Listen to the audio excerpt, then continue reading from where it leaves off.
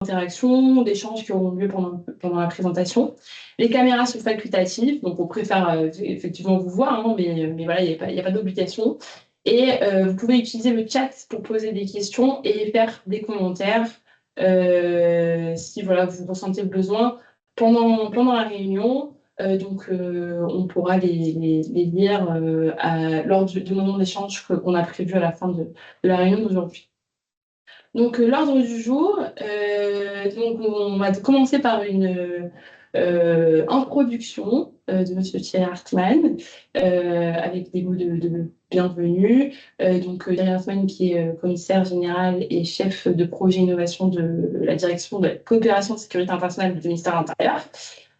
Donc voilà, une petite introduction. Puis, nous allons vous présenter le projet Shield PCP, ses objectifs, les cas d'usage, le processus d'achat d'innovation, donc PCP. Donc juste pour le préciser avant, donc PCP c'est achat avant commercialisation, et les pilotes qui auront lieu durant le projet. Ces différents aspects du projet seront présentés à la fois par le ministère de l'Intérieur français, Civipol, et ainsi que la SNCF avec Céline Laure qui est présente aujourd'hui. Ensuite, dans la phase, donc là on est encore dans la phase préparatoire de l'appel à projet qui aura lieu durant le projet. On a réalisé une analyse de l'état de l'art et elle a été conduite par Diginov. Donc, Diginov, qui est un cabinet européen de conseil en innovation. Et donc, on aura le plaisir d'avoir Youssef Bouali qui pourra présenter cette partie-là. Si on arrive un petit peu à être en avance, parce qu'il ne sera pas présent durant toute la réunion, on laissera un petit temps de questions à ce moment-là pour que vous puissiez poser des questions. Ensuite, on rentrera dans le vif du sujet en vous présentant un petit peu les objectifs de la réunion d'aujourd'hui, donc de la consultation ouverte du marché, voilà, ce qu'on va réaliser grâce à ce webinaire et la manière dont on s'inscrit globalement dans la procédure globale d'appel d'offres du projet et ainsi que son importance. Pour résumer, en fait, l'objectif, c'est de présenter le besoin et de vérifier dans quelle mesure il correspond à vos capacités et propositions et inversement. Et nous réserverons également un temps d'échange afin de vous donner l'opportunité de présenter vos solutions, mais brièvement. On va faire ça à l'aide d'un sondage. Et ensuite, vous aurez un petit temps pour poser vos questions, faire un petit retour. Et vous pourrez, comme ça va vous être présenté, il y a un questionnaire qui est disponible. Donc, vous pourrez répondre un peu plus davantage à ce questionnaire-là après la com d'aujourd'hui. Et enfin, je vous ferai une petite conclusion et vous expliquerai les prochaines étapes qui auront lieu à la suite de l'événement d'aujourd'hui. Donc, je laisse M. Hartmann vous faire une petite présentation, la petite introduction, on va dire, à la présentation d'aujourd'hui. Merci Léla. Bonjour à tous. Donc, effectivement, je suis Thierry Hartmann, je suis chargé de projet innovation à la direction de la coopération internationale de sécurité. Et pour faire bref, en fait, j'anime une petite équipe qui fait deux choses, qui essaie d'identifier les opportunités de financement européen pour renforcer les capacités du ministère de l'Intérieur, des acteurs métiers, et pour ce faire, essaye de réunir des équipes ou d'entrer dans des collaborations ou dans des processus qui permettent effectivement d'atteindre l'effet final recherché. Et j'ai beaucoup de plaisir à vous accueillir aujourd'hui parce que nous sommes aujourd'hui dans une réunion qui concerne un PCP, donc un achat d'innovation, qui est encore une procédure assez peu utilisée par les acheteurs publics et qui permet de challenger le marché, les industriels, pour obtenir des solutions qui n'existent pas encore ou qu'il faut un petit peu aider, pour lesquelles il faut pousser l'industriel. Et donc, ce qui est intéressant dans ce processus, c'est que on finance l'innovation, on finance les développements et il y a de l'achat public au bout, ce qui permet de financer, de susciter la création d'un marché et de le structurer. Donc, c'est une démarche particulièrement intéressante. Pour nous, c'est pas tout à fait une première. Nous avions fait un PCP il y a quelques années, mais cette fois-ci, je dirais, nous sommes dans une position particulièrement importante dans ce projet. Nous sommes chef de file des acheteurs publics et vraiment, c'est avec vraiment beaucoup d'enthousiasme et de plaisir qu'on s'engage là-dedans pour voir comment on peut effectivement faire un bon usage de ces financements européens. Il y en a encore plusieurs cette année au programme. Donc je suis vraiment très excited, comme disent les Anglais, hein, je suis désolé de cet anglicisme, à participer à cet exercice pour voir si collectivement, avec des industriels français, avec des industriels européens, on est capable de relever ce défi sur un sujet métier qui est très important pour nous, c'est-à-dire de la capacité, dans une situation de crise, de qualifier très rapidement un événement qui arrive, de le reconstituer de manière numérique et de le partager entre les acteurs de la crise dans l'espace public. Le ministère de l'Intérieur est souvent effectivement en première ligne, mais il n'intervient jamais seul. Il intervient avec d'autres autorités, avec d'autres acteurs, les pompiers, les services de secours ou des opérateurs d'infrastructures, notamment la SNCF, avec lequel nous avons un partenariat extrêmement fort, et je suis vraiment très content que ce projet se fasse avec la société nationale. J'ai vu à une intervention de votre président tout à l'heure, super, vous avez vraiment de la chance d'avoir un patron comme lui. Voilà, je vous remercie je ne vais pas être trop long, on va rapidement rentrer dans le vif du sujet, mais encore une fois, c'est un processus, on va dire, beaucoup plus souple que l'achat classique, hein. On n'achète pas une innovation qui existe sur étagère, qui est peut-être parfois datée. Là, on suscite l'innovation et on achète quelque chose qui est à l'état de l'art. Voilà, looking forward to faire de ce projet un succès. Voilà, merci. Merci Thierry. Et oui, juste pour préciser, la SNCF est également acheteur sur le projet, donc elle fait partie du groupe d'acheteurs et le ministère de l'Intérieur est chef de file de ce groupe. Donc voilà, comme on l'a mentionné, on va présenter le projet Shield PCP, les objectifs, les cas d'usage, le processus du PCP, donc de l'achat en commercialisation sur le marché, et les différents pilotes qui auront lieu durant le projet. Donc, Shield PCP, c'est un projet financé à 100% par la Commission européenne et qui rassemble, on va dire, plusieurs intervenants. Donc, comme a pu mentionner Thierry, donc les intervenants, opérationnels qui vont intervenir sur le terrain lors de crises, de menaces, et les autorités publiques et les fournisseurs de technologies afin en fait de co-développer plutôt des solutions innovantes pour améliorer la protection des espaces publics. Donc le but, en fait, c'est de doter les acteurs de la sécurité de technologies à la pointe acquises par le biais d'un processus innovant, donc là du PCP. Et en fait, l'objectif, c'est de vraiment capter le besoin des acheteurs, le besoin opérationnel et pouvoir en fait l'adapter et y répondre au mieux en participant, en les impliquant dans tout le processus pour être sûr que les technologies qui vont être acquises répondent au mieux à ces besoins-là. Le projet, il transforme des besoins opérationnels avérés en solutions technologiques innovantes et il fait partie aussi dans une plus grande mesure à une politique, on va dire, de l'Union européenne de renforcer l'écosystème de la recherche et de l'innovation en matière de sécurité dans l'UE. Et comme je le disais, en fait, on encourage l'innovation en donnant aux acheteurs publics les moyens d'agir, de participer à ces achats, comme on le fait aujourd'hui, de vous dire des besoins spécifiques et de voir en fait si les besoins opérationnels et les technologies qu'on va utiliser peuvent correspondre.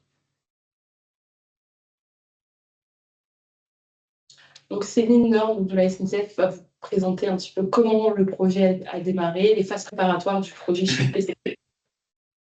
Oui, bonjour à tous. Donc Céline du groupe SNCF et plus particulièrement de la direction de la sûreté. Donc il faut savoir que le projet Shield PCP il découle du projet précédent qui s'appelait Shield for Crowd. Je pense que certains d'entre vous connaissent ce projet-là par des différentes actions qu'on a menées l'année dernière. Donc pendant le projet Shield for Crowd, le consortium a identifié les vulnérabilités communes des différents partenaires en identifiant les besoins, en mettant à plat tous les processus existants pour gérer toute la question de gestion de foule. Et on a aussi identifié toutes les lacunes technologiques.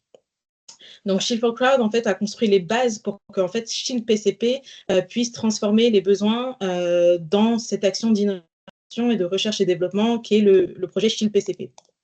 Prochaine slide. Donc, à travers les besoins qu'on a identifiés, Shield PCP va se concentrer sur 4 domaines de capacité. Donc le premier, c'est la partie coordination de centre de commandement, c'est comment on intègre des données, comment on a une gestion en temps réel des informations qui nous viennent de plusieurs sources. Une communication sécurisée, donc comment on assure un flux d'informations fiable entre les premiers intervenants et le public. Là, quand on parle de gestion de foule, forcément, on parle de centaines de personnes, de milliers de personnes, parfois dans les stades. Donc, comment on s'assure de passer la bonne information au bon moment aux personnes qu'il faut. Ensuite, il y a la surveillance des foules, comme ce qu'on disait, on a besoin d'analyser en temps réel la densité de la foule, les mouvements, les comportements anormaux, ce qui va nous permettre ensuite de prendre des décisions opérationnelles qui sont pertinentes. Et enfin, la surveillance des mouvements, on veut détecter les schémas de mouvement et, si nécessaire, se concentrer sur les individus ou les groupes spécifiques afin d'apporter une réponse rapide. Donc, ce sera identifier peut-être la source de pourquoi il y a eu une crise de panique, pourquoi il y a eu un mouvement de foule, pourquoi peut-être il y a eu une attaque ou des choses comme ça, pour pouvoir ensuite isoler ce fait-là et aussi s'occuper des impacts et des conséquences de ces actions-là. Pour la prochaine slide, nos objectifs. Donc, on a besoin, à travers cette com, cette OMC, d'affiner et valider les besoins technologiques et opérationnels. Donc, c'est nos besoins. On a besoin de les prioriser, de les lister, de les prioriser. On veut construire un réseau solide d'acheteurs publics. Le projet Shield PCP réunit déjà des acheteurs publics, mais on a aussi un groupe d'observateurs qui peuvent être potentiellement des acheteurs publics par la suite pour constituer un réseau solide et que pour vous, en tant qu'industriel, vous ayez déjà accès à des clients futurs. Ensuite, on veut développer et prototyper les nouveaux outils par le biais du processus de PCP. Ça, on va le voir au fil de la présentation, comment ça se déroule, si certains ne connaissent pas encore ce principe-là. On veut veiller à ce que toutes les solutions respectent les normes éthiques, juridiques et sociales. Forcément, on a des contraintes juridiques, on a des contraintes légales. On veut aussi que ces solutions-là soient acceptées par un grand nombre, par le public, par les citoyens. Donc, il faut que ça respecte ces normes-là. Et on veille à ce qu'il y ait une voie claire pour l'adoption du marché, c'est-à-dire qu'à la fin du PCP, qu'on puisse avoir des solutions qui vont permettre ensuite des achats à plus grande échelle. Prochaine slide. Donc, le projet dure du 1er octobre jusqu'au 30 septembre 2028. Donc, 1er octobre l'année dernière, le projet a commencé. On est 12 partenaires de 7 différents pays. Dans la slide prochaine, on a les logos du consortium. Donc, pour information, on est 12, on est sur 3 ministères de l'Intérieur, donc côté espagnol, slovaque et français. Comme vous l'a dit Thierry Hartmann au départ, donc, le ministère de l'Intérieur français est l'acheteur lead, l'acheteur principal sur ce PCP. Le ministère de l'Intérieur espagnol est le lead technique sur ce projet-là. Et ensuite, on a des experts techniques, des experts légaux. Du coup, côté SNCF, on fera partie aussi des sites pilotes.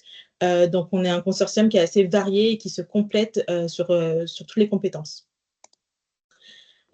Prochaine slide. Donc, grâce à la méthodologie du PCP, on va pouvoir tester des solutions dans plusieurs environnements opérationnels, donc en France, en Espagne et en Slovaquie. On va vous présenter les pilotes dans les slides à venir. Comme ça, vous aurez une idée des problèmes qu'on a actuellement pour traiter ce genre de manque de coordination, de manque d'information, de manque de communication.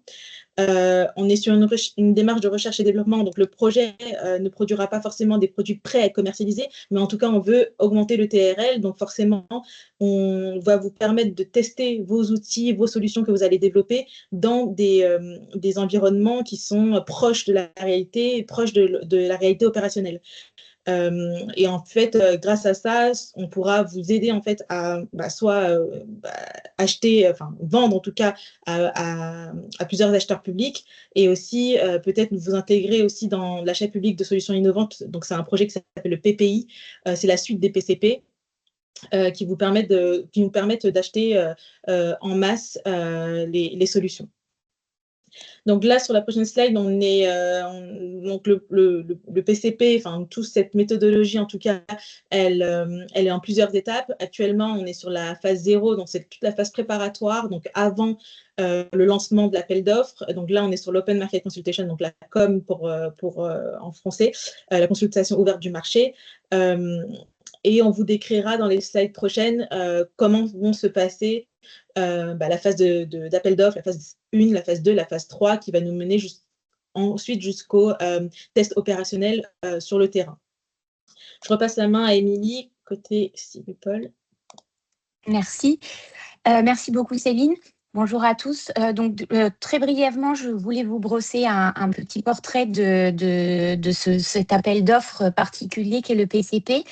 Donc effectivement, nous allons aller plus en détail dans les slides prochains. Mais ce qu'il faut savoir donc ici, c'est que cet appel d'offres a la particularité d'être assez innovant par rapport aux appels d'offres traditionnels, j'allais dire, auxquels vous pourriez avoir été confrontés par le passé, dans la mesure où il va financer de la recherche-développement. Donc ça, c'est la partie la plus, j'allais dire, novatrice de cette procédure. Néanmoins, on va rester dans un cadre un petit peu traditionnel de l'appel d'offres public, à savoir le respect de nos obligations en termes de transparence et d'égalité de traitement de tous les participants qui voudront bien prendre part à cette initiative. Dans l'appel d'offres qui sera lancé à partir, là, normalement, on est sur un timing à partir de mai-juin. On va vous décrire plus en détail, donc dans le dossier, l'innovation. On va prendre en compte et on va vous détailler les solutions techniques qui sont, les résultats qui sont attendus. On aura des critères donc pour évaluer les offres qui seront fournies. Donc au niveau de l'innovation, au niveau du rapport qualité-prix, l'impact opérationnel. Et effectivement, comme le disait Céline tout à l'heure, l'impact social et éthique dans le respect donc des normes d'acceptabilité, d'acceptation, que l'on pourra espérer de cette solution. Slide suivant, s'il te plaît, Laïla. Vous aurez au cours de cet appel d'offres des évaluations qui vont être effectuées au niveau, j'allais dire, administratif des offres qui sont proposées. Et puis, on vous expliquera aussi, toujours dans cette logique de transparence, les différents critères qui seront appliqués lors de cet appel d'offres, notamment les critères, ce qu'on appelle les critères d'exclusion, mais surtout les critères de réussite, comment vous allez être évalué afin de vous permettre de formuler votre offre de manière la plus adéquate. Vous aurez 3 phases qui vont se succéder au cours de cette procédure. Et on va procéder, si vous voulez, un petit peu comme dans un entonnoir. Et les entités qui seront participantes à la phase 1 seront ensuite invitées ou non à participer à la phase 2 et ensuite à la phase 3. Donc, je vais vous décrire rapidement les différentes phases de ce développement. Les entreprises, dans un premier temps, vont être invitées à nous fournir leur concept de solution. Ce concept sera évalué ensuite, dans la mesure où vous aurez respecté les critères que j'évoquais précédemment.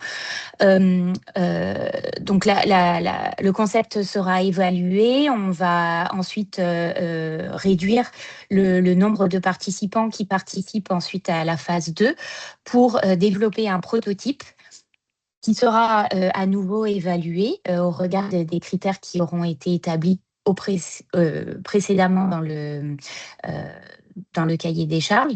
Et ensuite, pour les personnes, les entités dont le prototype aura été accepté, elles pourront rentrer dans la phase 3 pour les essais opérationnels dans l'environnement le plus proche du réel qu'évoquait Céline tout à l'heure. Je reviendrai plus tard sur les détails de la consultation ouverte du marché, mais c'était juste pour vous présenter brièvement un petit peu la démarche de cette procédure. Merci. Juste pour compléter et finaliser, en fait, la durée vous voyez, pour chaque phase, il y a une durée qui est précisée dans la slide.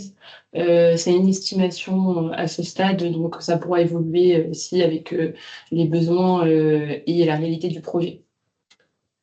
Oui, tout à fait.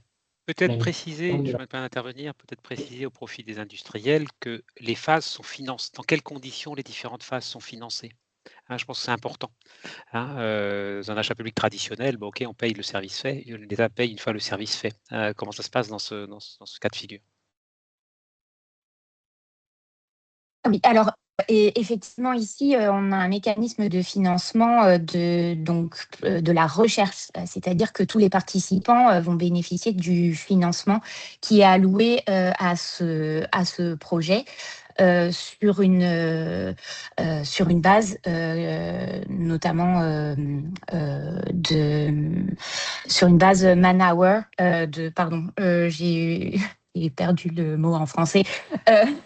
Moi aussi, Monsieur Hartmann, je fais des anglicismes. Donc sur une base de combien de temps vous allez alloué à la recherche et développement. Et donc, c'est tout le principe de cette procédure, c'est-à-dire de vous financer la recherche et développement pour le développement de ce produit final. J'espère avoir répondu à la question. Merci. Pour compléter, en gros, il y aura un budget qui sera alloué pour chaque phase. Donc, pour chaque phase, il y a un nombre de fournisseurs de solutions qui sera sélectionné. Donc, on est sur au moins 5 sur la phase 1, au moins 3 sur la phase 2 et au moins 2 sur la phase 3. Donc, il y a un budget qui est alloué. Quand vous allez répondre en fait, à l'appel d'offres, vous allez estimer le temps que vous avez besoin, aussi toute la partie coût matériel dont vous avez besoin pour pouvoir mettre en place vos solutions. Et vous allez consommer vos heures, votre hardware. Et à la fin de chaque phase, normalement, il y a aussi un rapport, il y a des rapports à soumettre au consortium pour évaluer en fait, le travail que vous avez fourni. Et c'est après chaque phase que vous aurez le paiement, en fait, le paiement qui a été alloué pour chaque fournisseur. Mais ça, de toute façon, tout sera détaillé dans le document d'appel d'offres. Je pense que c'est un peu trop tôt aujourd'hui pour le décrire.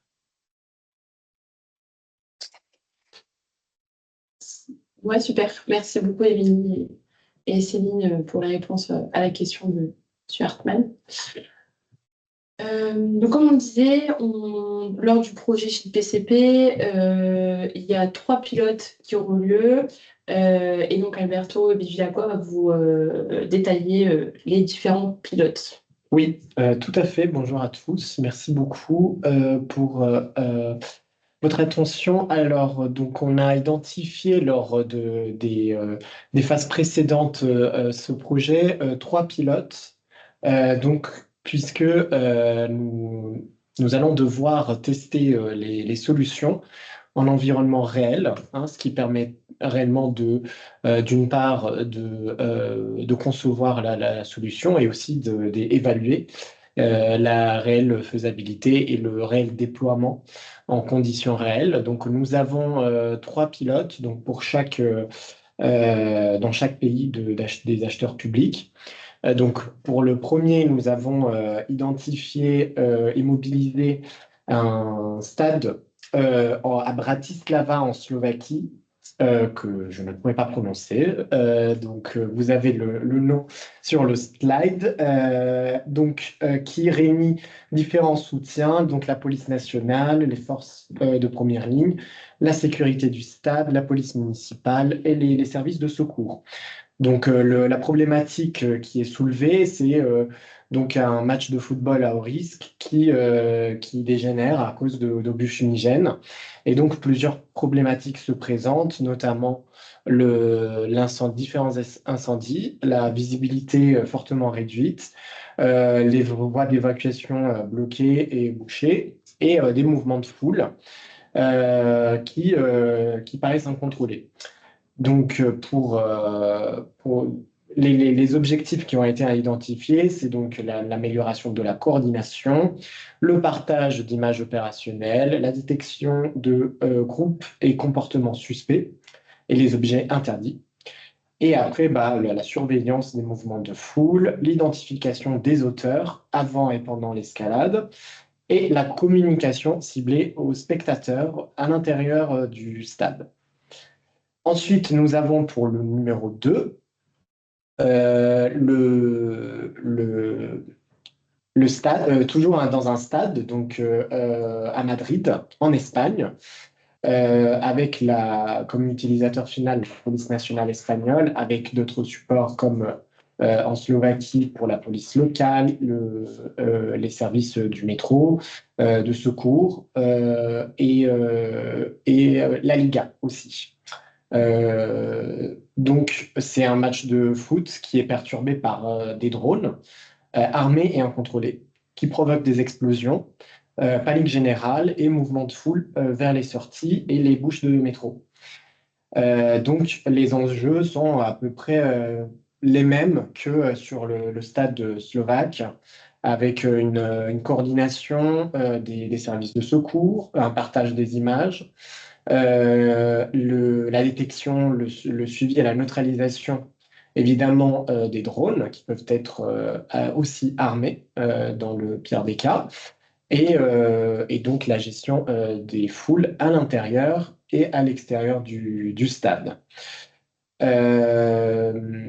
Et nous avons ensuite, pour le troisième, un pilote un peu différent, puisqu'il s'agit d'une gare qui est peut-être un peu plus familière pour vous que les autres pilotes, donc la gare du Nord à Paris. Voilà, où on a plusieurs acteurs qui coopèrent ensemble, dont la préfecture de police, donc qui coopère avec le ministère de l'Intérieur et la SNCF, évidemment. Et après, la préfecture de police, différentes entreprises privées aussi, qui peuvent opérer sur la gare du Nord. Et donc, le problème qui a été identifié est donc l'attaque simultanée au couteau, donc plutôt à l'arme blanche, dans la gare et sur les rues avoisinantes, ce qui engendre le chaos des voyageurs et des passants. Donc, l'enjeu, c'est une compréhension rapide de la situation, la mobilisation de tous les services de secours et éventuellement de défense,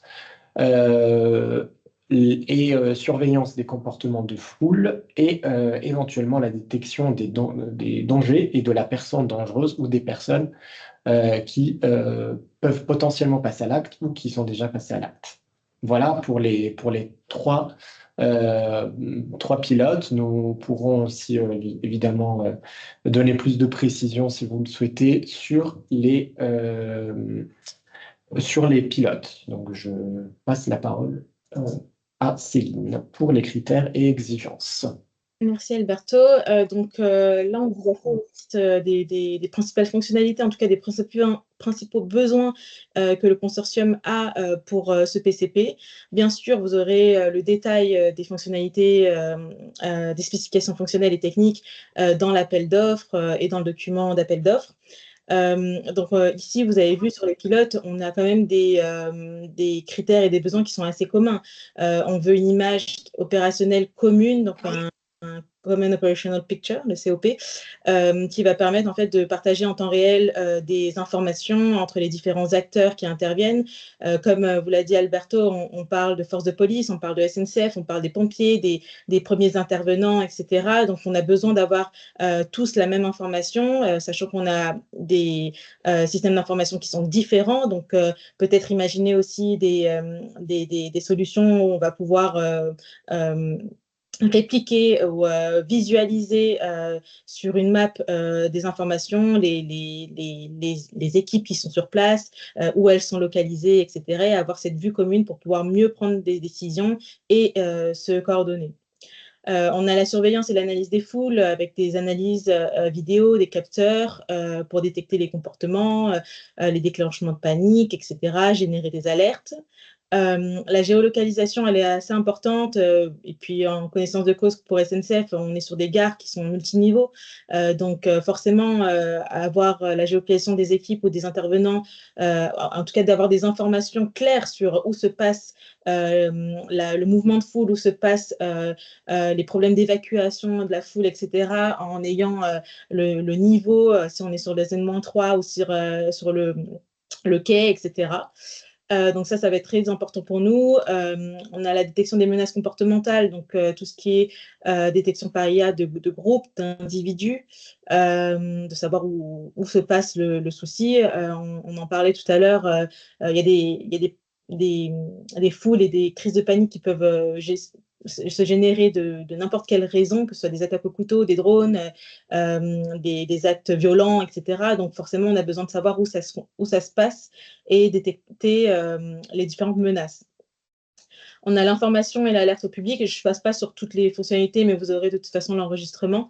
Il y a l'information et l'alerte au public. Donc, comme on vous le disait plus tôt, quand on gère des foules et des centaines de personnes ou des milliers de personnes, on a besoin d'adresser le bon message au bon moment aux bonnes personnes.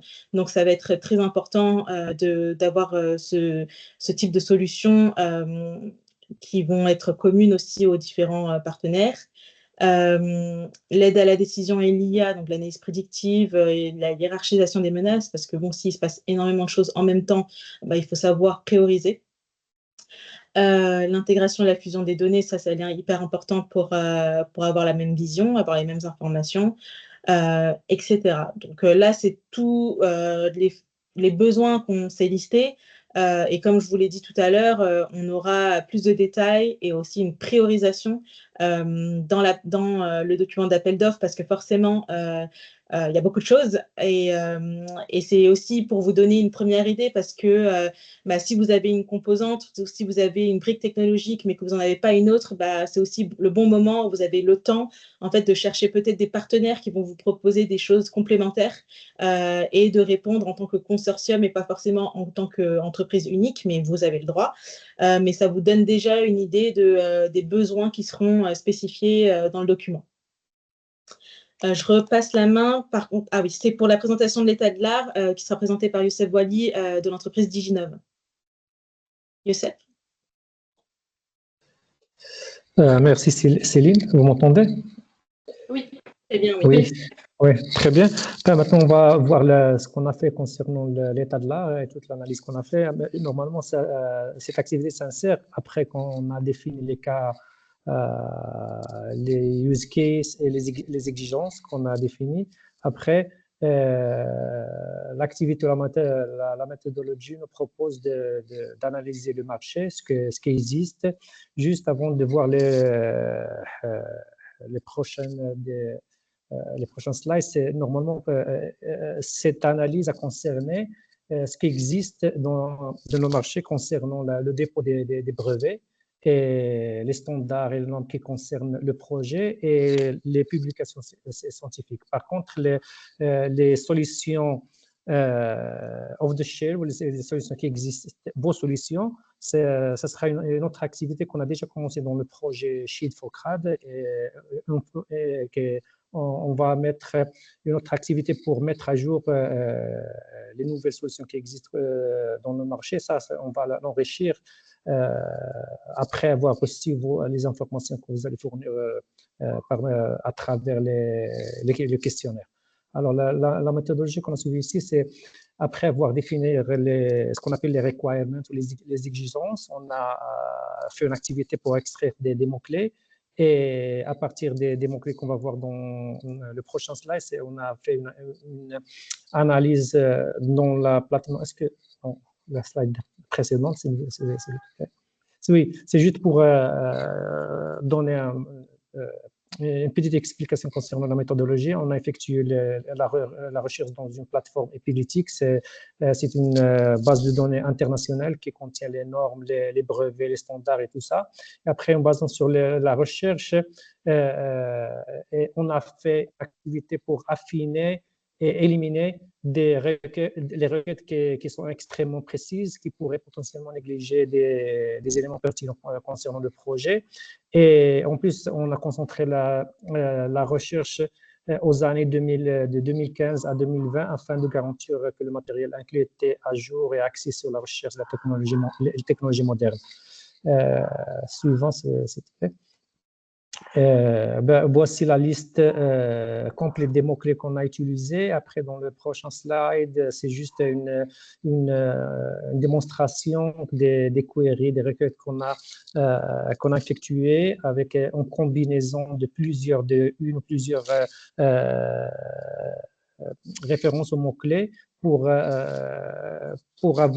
pouvoir comparer les résultats, parce que quelquefois, une combinaison de mots-clés ne donne pas les résultats pertinents au projet. C'est pour ça qu'on a fait une centaine de queries juste pour voir ce qui se passe dans le monde, soit au niveau européen, soit au niveau international concernant la recherche, les brevets, les standards. Après, dans le prochain slide, on va voir quelques éléments, les résultats qu'on a obtenus concernant l'état de l'art. Nous avons identifié plus de 958 brevets qui avaient des relations avec ce qu'on veut développer dans le projet SHIELD PCP, mais seulement 83 ont été pertinents pour les use cases qu'on a définis pour le projet. Et sur les 83 brevets mondiaux, seulement 4 ont été déposés dans l'Union européenne. Suivant. Si on voit les éléments, les building blocks qu'on a identifiés concernant les macro-fonctionnalités de ce qu'on veut développer dans le projet, seulement ces 4 qui pour nous, ce sont des composants qui font preuve d'une grande maturité dans les domaines de l'analyse, de la détection, de la connaissance de la situation et même la reconnaissance. Par contre, les autres éléments macro-composantes, dans le prochain slide, ils ont montré des lacunes critiques, et ce sont des éléments qui, pour nous, sont très essentiels pour les opérations intégrées multi-agences qu'on souhaite développer dans nos projets et qui nécessitent selon la recherche qu'on a fait, de la recherche à développement, des activités de recherche et développement. Le prochain slide. Les conclusions, c'est qu'aucun brevet ni aucune solution existante ne couvre l'ensemble des besoins. Ça, c'est juste pour être très précis, c'est que nous, on a considéré toute la solution SHIELD PCP. On connaît très bien qu'il y a beaucoup de solutions qui existent sur le marché, mais qui traitent une ou quelques fonctionnalités, qui intègrent quelques fonctionnalités. Par contre, on n'a pas trouvé de solution qui intègre toutes les macro-fonctionnalités qu'on souhaite avoir dans une unique solution qui coordonne les activités entre les différentes forces de sécurité. Alors que pour nous, le paysage technologique est fragmenté avec des composants individuels bien développés, mais manque d'intégration holistique. C'est pour ça que il faut très bien préciser que nous, on a fait l'analyse concernant la vision holistique, non seulement sur les composants individuels. Si on veut voir le détail de l'analyse de l'art, on a surtout fait une comparaison concernant deux indices. Le premier, c'est le tiers, ce qu'on appelle le Technical Relevance, ou la pertinence technique. C'est un indice qui normalement indique l'importance d'un brevet en fonction de la fréquence des citations. Alors, on voit ici en Europe, au niveau de l'Europe, que seulement un tel est en tête pour la part des brevets, mais enregistre un faible tiers, ce qui indique un impact très limité. Par contre, dans le prochain slide, on voit la situation du monde. Le paysage mondial hors Europe est dominé par des candidats avec un indice tiers très élevé, mené par un Spur Group et Pierce Aerospace. Ce sont des analyses. Nous, ici, on va voir le détail de l'analyse de l'état de l'art dans le rapport qu'on va livrer vers, je crois, le mars. Par contre, ça, c'est juste des informations concernant les 10 premiers candidats au monde. Dans le prochain slide, on va voir les résultats de l'analyse concernant l'autre indice, c'était la couverture du marché. C'est un indice qui normalement indique la portée géographique d'un brevet et la valeur commerciale. Parce que normalement, combien un brevet est utilisé pour produire une solution technologique sur le marché. Alors, le même trend qu'on a vu concernant l'autre indice, côté Europe, l'activité en matière de brevets se caractérise par une couverture de marché uniformément faible. Par contre, au niveau mondial, c'est tout à fait le contraire. Il y a beaucoup l'indice est très important. Et ça, normalement, ça nous indique même nous donne une orientation pour le projet, même nous donne une motivation pour le PCP, parce que, comme vous savez, l'un des objectifs du projet, c'est de limiter la participation aux opérateurs européens. Sinon, si les opérateurs ne sont pas européens, ils doivent effectuer la majorité des activités de recherche et de développement dans un État de l'Union européenne. C'est pour ça que l'objectif, c'est de limiter la dépendance, surtout que dans le domaine de sécurité, aux fournisseurs non européens et d'augmenter bien sûr la possibilité ou l'offre des solutions européennes en termes de sécurité. Le prochain slide, c'est, je crois, c'est concernant la tendance, ce qu'on voit dans le marché. S'il vous plaît, vous pouvez changer. Ouais.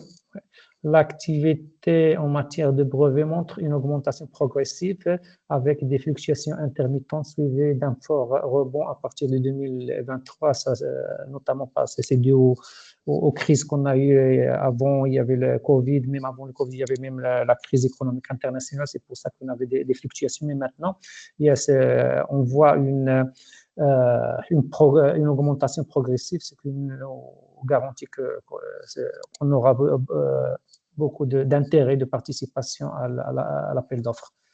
Le prochain slide, oui, concernant la distribution géographique, comme vous voyez, ça c'est la carte internationale, et vous voyez la situation en Europe, l'empreinte de l'Europe reste très limitée, avec, je crois, peu de brevets en Europe, et c'est indiquant une opportunité de renforcer la collaboration et l'investissement en recherche, en développement au sein de la région. C'est très important pour nous. Nous avons besoin de développer, de stimuler le marché, de développer des solutions innovantes, mais surtout avec des opérateurs européens qui seulement européens, des entreprises européennes ou des opérateurs, des sociétés internationales qui opèrent en Europe avec personnel et expertise européenne. Le prochain slide, je crois que c'est terminé, Youssef, oui. Ok, merci. Si vous avez des questions.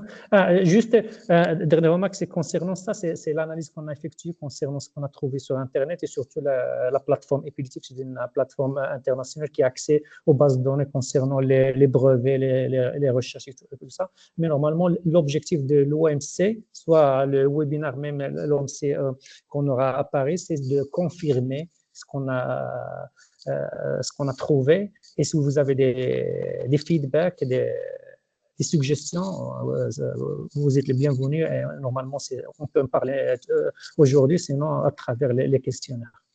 Merci. Merci beaucoup, Youssef.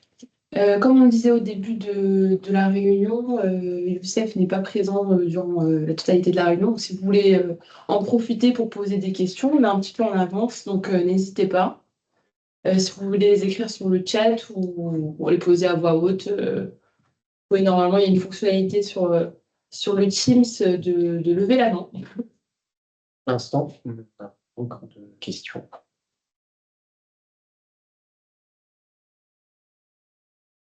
Sinon, on va partager également à la fin de la réunion des contacts des personnes qui ont présenté aujourd'hui. Donc, il y aura également l'adresse email de Youssef Bouali si vous voulez le contacter. Et on vous présentera dans tous les cas le lien du questionnaire auquel vous pouvez répondre. Donc, j'ai une question dans le chat. Donc, Monsieur Icard qui pose la question suivante. avez-vous regardé les brevets nationaux? Donc, j'imagine nationaux pour français ou peut-être pour chaque pays de l'Union européenne. Donc, n'hésitez pas à préciser ou si Youssef veut déjà donner des éléments complémentaires. Oui, normalement, la Epileptique, il regarde les brevets nationaux, européens et internationaux.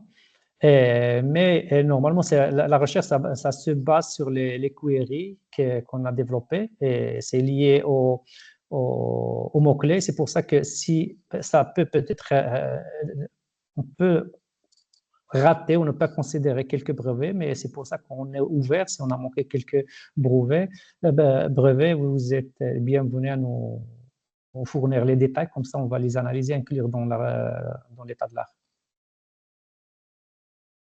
Très bien, merci beaucoup. Il n'y a pas Pas d'autres d'autres questions? questions. Si, il y a quelqu'un qui a une main levée. Je ne vois pas du tout. Eh ben, Il y a Frédéric, je crois Frédéric. Oui, bonjour à tous.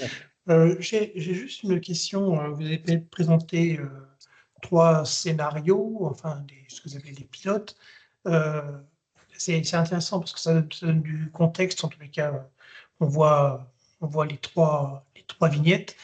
La question que je me pose, c'est de savoir si dans le descriptif, il y aura la liste des matériels qui seront naturellement présents dans ces lieux, à savoir les capteurs qui sont déjà existants, ou si vous considérez le lieu comme un lieu vierge avec des solutions d'équipement à apporter dans la solution.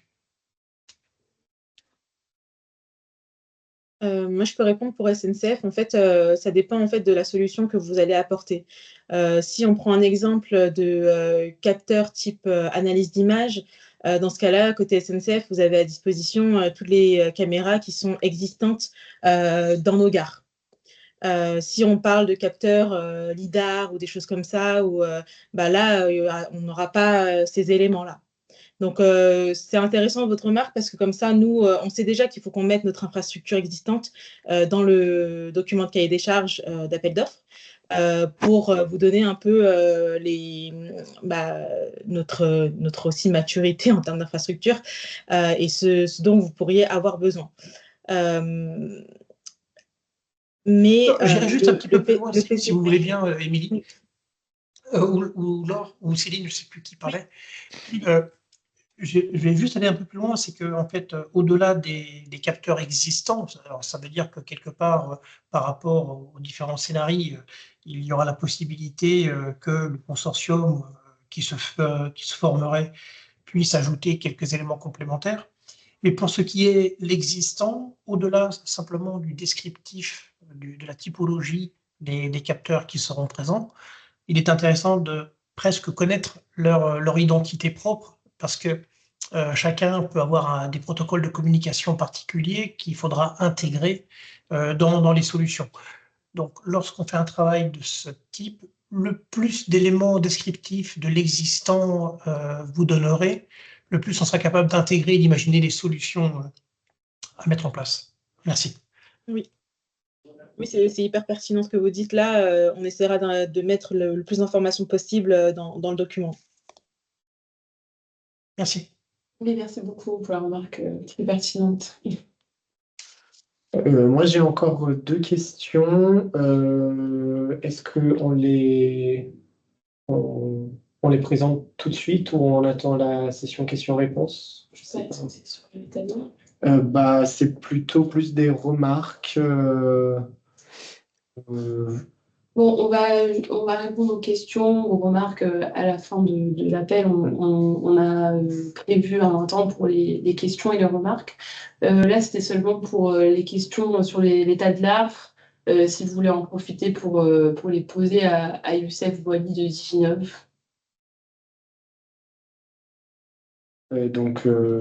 Tu vois, c'est pour les pilotes. Très bien, mais merci beaucoup. On va passer, ne soyez pas frustrés on prend bien les questions et comme ça on pourra en discuter à la fin. Voilà, on sera plus libre et de répondre à toutes les questions et d'intervenir sur ces sujets. Donc, tout est bien noté. Merci Youssef pour la présentation. Donc, comme on disait, on a présenté un petit peu le contexte, le projet chez le PCP et les différents pilotes ainsi que l'état de l'art qui fait partie des phases préparatoires de l'appel d'offres. Donc là, on va rentrer dans le vif du sujet et présenter un petit peu les objectifs et de pourquoi on a réalisé la consultation ouverte du marché aujourd'hui et comment cette com qu'on a appelée fait partie d'un processus plus large de préparation de l'appel d'offres. Donc là, on va laisser Émilie Salgado présenter cette partie. Merci beaucoup, Laïla. Alors effectivement, bon, je vais parfois reprendre ce qui a été dit un petit peu avant et j'espère que vous m'en excuserez. Donc là, au niveau de ce processus, on est donc dans ce qu'on appelle la consultation ouverte du marché. On a effectivement dans le cadre de Shield PCP la possibilité, via cette consultation, d'avoir une interaction vraiment avec le marché. Et c'est là où vraiment pour nous, c'est très important d'avoir votre retour pour pouvoir échanger. Ce que l'on souhaite lors de cet échange qui est, j'allais dire, organisé via des webinaires, donc comme celui-ci par exemple aujourd'hui en français, on en a d'autres qui sont effectués parallèlement dans d'autres langues, en espagnol, en slovaque par exemple, ou d'autres en anglais, c'est de recueillir justement les informations, vos informations, pouvoir en fait confronter, en plus que de valider, j'allais dire, les points que nous avons identifiés lors de la recherche. Est-ce qu'on est dans le vrai? Est-ce qu'on a oublié quelque chose? Est-ce qu'il y a des choses qu'il faudrait qu'on prenne en considération pour que lorsqu'on va développer notre appel d'offres donc d'ici quelques mois, on puisse s'assurer, si vous voulez, qu'on parle tous la même langue, parce que c'est vrai qu'on a tous parfois le sentiment d'être un petit peu enfermé dans un jargon, dans une réalité qui n'est pas forcément la bonne. Donc nous, ce qu'on veut par le biais de cette consultation ouverte, c'est s'assurer qu'on va pouvoir présenter un cahier des charges, présenter des critères aussi de sélection qui assureront un succès optimum à notre initiative. Donc là, effectivement, je parlais tout à l'heure des différentes phases qui vont jalonner toute cette procédure longue. Mais Laïla, si tu veux bien avancer. Voilà. Donc, nous, ce qu'on va vouloir ici, c'est à la fois dans le cadre de l'OMC et dans le cadre de ce PCP, c'est donc de voir où est-ce qu'on en est au niveau de de l'état de l'art, comme l'a précisé Monsieur Boily tout à l'heure. Vous voyez, là, on a un TRL 3, on veut aller à un TRL 8, c'est-à-dire que nous, on veut considérer, en fait, on veut s'assurer qu'on va bien pouvoir avoir une montée en puissance de l'Europe dans le cadre de cette procédure, parce qu'on a pour l'instant l'impression qu'effectivement, il y a des choses qui pourraient être améliorées. Et donc, via cette procédure, de s'assurer qu'on va avoir un développement européen qui va pouvoir répondre plus clairement à nos objectifs donc de sécurisation. Et donc, c'est l'objectif final recherché dans ce PCP, c'est-à-dire d'augmenter en compétences via les différentes phases de cet appel d'offres et donc de nous développer. Si tu veux bien aller au slide suivant, s'il te plaît. Juste pour compléter, là, ce que vous voyez dans les petits carrés en vert sur la droite, c'est les différentes phases du PCP. Et en fait, sur la gauche, c'est le niveau de maturité technologique. Donc, voilà, on espère en tout cas pour lancer en fait la phase du PCP que l'indice on va dire, le critère de l'indice soit au niveau 3 et 4 pour la première phase. Ensuite, avec la deuxième, d'arriver à un indice de 5 à 6 et finir le projet par des fournisseurs qui arriveront à un indice 8-9 à la fin du projet pour pouvoir ensuite, comme l'avait dit Céline, basculer vers un PPI éventuellement. Donc le projet et même le financement de la Commission européenne, elle vous permet aussi à vous d'évoluer et de développer cet indice et de l'accroître avec nous lors du projet. Tout à fait. Tout à fait. Donc, c'est vraiment là l'objectif principal hein, de cette initiative. Donc, cette initiative, elle s'inscrit dans un temps quand même donc assez long. Hein, on l'évoquait tout à l'heure. Le projet dure plusieurs années jusqu'en 2028. Pour l'instant, donc, on se situe à la consultation donc ouverte du marché et il y a plusieurs autres étapes ensuite qui sont représentées sur cette slide ici. Qui vont donc nous permettre d'avancer donc jusqu'en 2028. On va passer. Voilà. Donc, pourquoi qu'est-ce que c'est qu'une consultation ouverte? Donc, en fait, nous, on est en train de préparer notre dossier d'appel d'offres, hein, concrètement. Et donc, on veut discuter avec vous en ce moment pour vous écouter. On va affiner via ces interactions, donc comme je le disais tout à l'heure, notre cahier des charges. Et on veut susciter l'intérêt et l'intérêt des fournisseurs pour notre initiative. Parce que c'est aussi un objectif de communication, c'est cette consultation ouverte du marché, parce qu'il faut qu'on fasse connaître notre initiative et justement qu'on puisse arriver à susciter la motivation pour que vous puissiez prendre part ensuite à cette procédure d'appel d'offres pour pouvoir donc bénéficier ensuite de ces fonds et participer à cet élan de développement.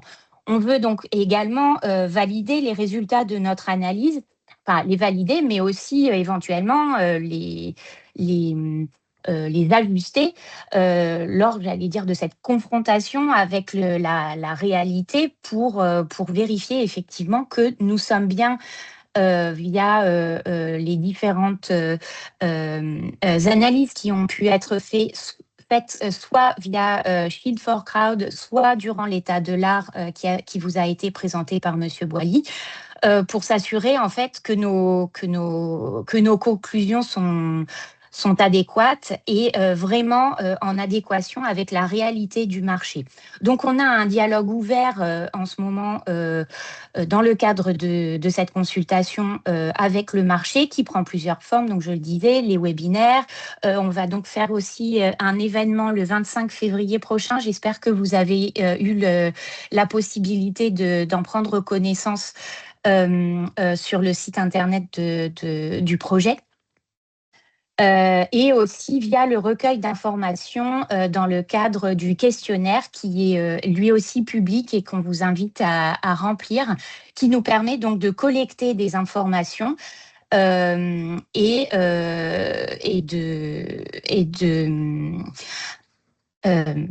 pardon, il y a quelqu'un qui arrive. Et donc de pouvoir réaliser donc une consultation qui sera la plus adéquate possible lors de l'appel d'offres. Si tu veux bien avancer un tout petit peu plus, Laïla. Donc, oui, je parlais tout à l'heure d'un effort de communication pour apprendre à nous faire connaître. Et effectivement, via la présentation qui vous sera faite plus en détail d'ici quelques instants, notamment sur les cas pratiques qui vont être proposés, vous aurez une meilleure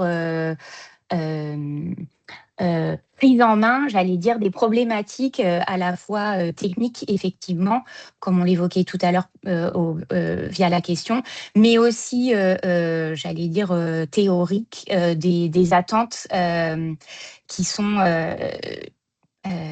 développées lors de ce projet.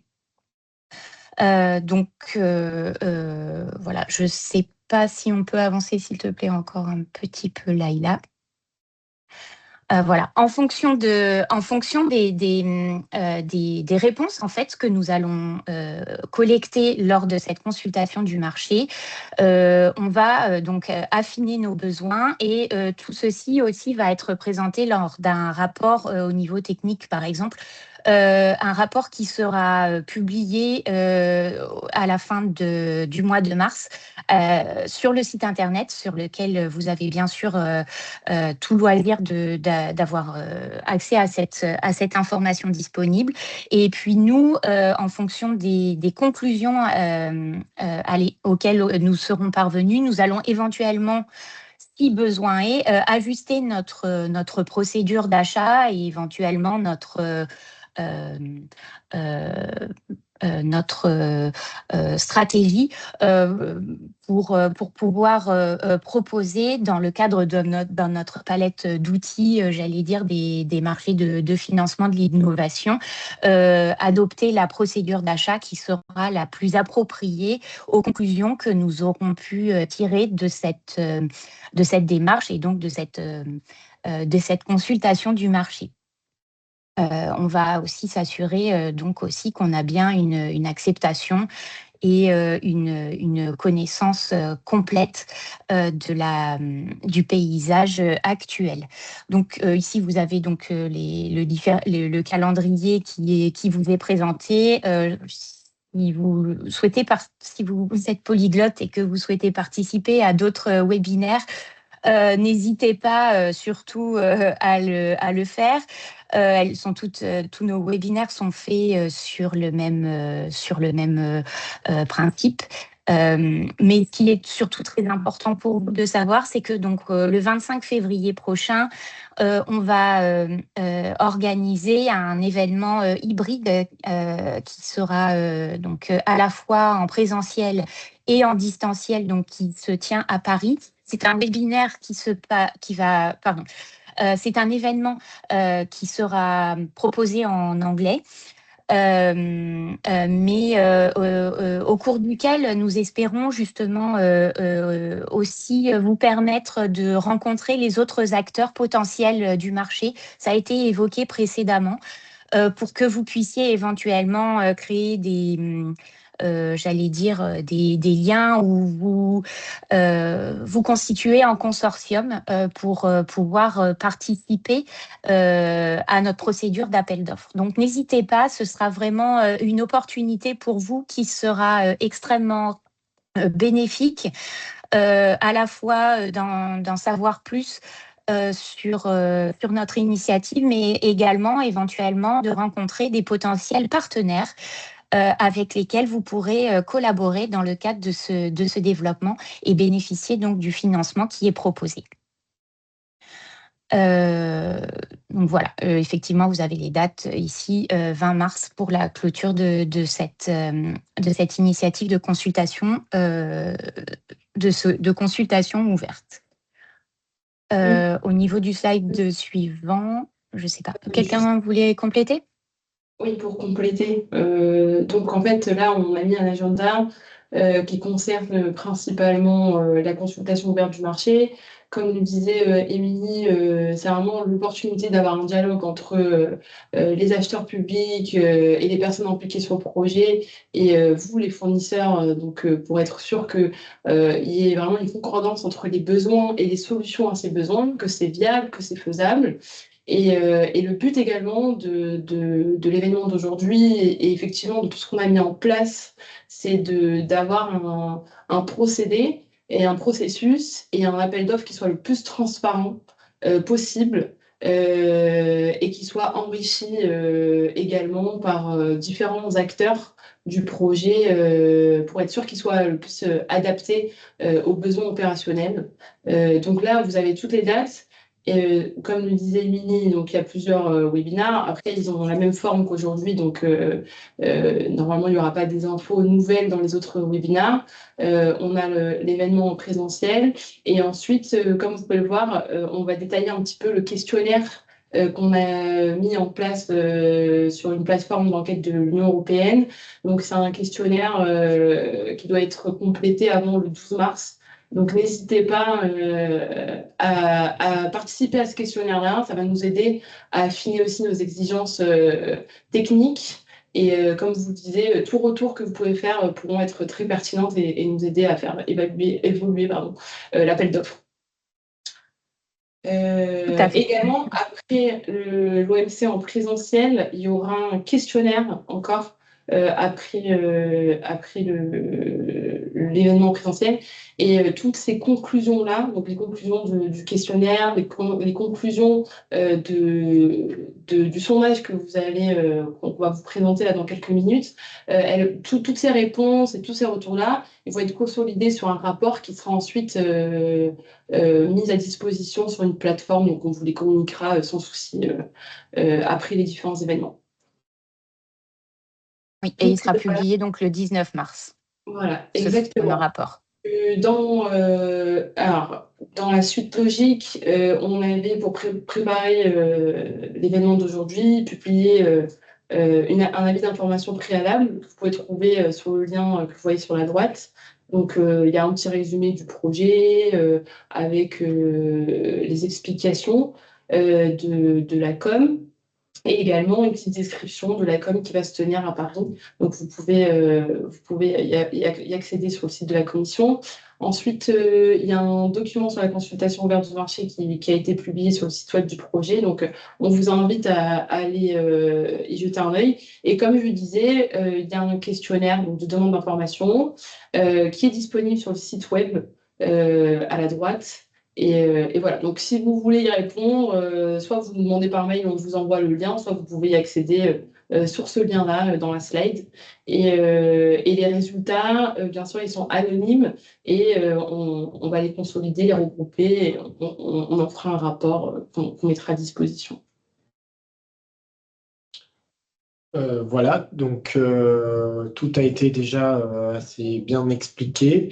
Donc, notez bien la date du 12 mars pour pouvoir répondre à ces questions. Donc, le questionnaire a été préparé pour vous permettre de partager votre expertise et votre avis là-dessus pour affiner, évidemment. Donc, le questionnaire est en anglais. Et vous pouvez donc vous exprimer sur les enjeux et sur les exigences techniques. Voilà, partager votre vision. Il y aura aussi une partie, donc là vous avez la traduction précise défis et critères. Vous aurez aussi pour la deuxième partie l'analyse de l'état de l'art. Donc, vous allez pouvoir partager tous les détails et enrichir cette partie qui est très importante. Voilà, l'enjeu est là aussi, hein, évidemment. Pouvoir avoir la meilleure visibilité sur ce qui existe déjà et voilà, comprendre où on veut aller. Pour ne pas être à côté de la plaque. Hein.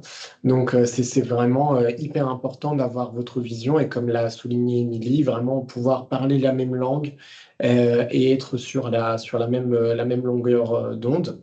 Voilà, c'est le grand enjeu de ce dialogue entre industrie et pouvoir public.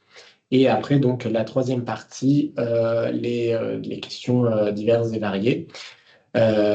Qui concerne cet appel d'offres. Voilà, donc on sera ravis d'avoir tous vos retours. Le questionnaire est en anglais.